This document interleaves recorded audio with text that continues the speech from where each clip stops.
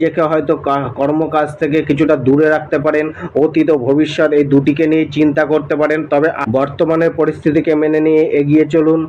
নিজের মধ্যে পাপ পুণ্য দুটিকে নিয়ে বিচার আসতে পারে, ধার্মিক কার্যে মনোসংযোগ বাড়তে পারে, আজ কোনো আইনি জটিলতা আসতে পারে, সুনামের হানিও কিছুটা হতে পারে, যাত্রা করতে পারেন, কেরিয়ার ও প্রফেশন, আজ কর্মক্ষেত্রে কিছুটা অস্থিরতা চলতে পারে। আজ লাভের চিন্তা না করে কর্মক্ষেত্রে ও পেশাতে ফোকাস বেশি রাখুন। কর্মক্ষেত্রে নতুন যোজনা লাভকারী হবে।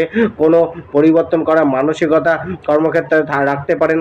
কোনো কর্মের উদ্দেশ্যে বিদেশ ভ্রমণ ততটা ফলদায়ক হবে না। জবকে নিয়ে দুশ্চিন্তা বাড়তে পারে, জবকে নিয়ে কোনো না কোনো সমস্যা চলতে পারে।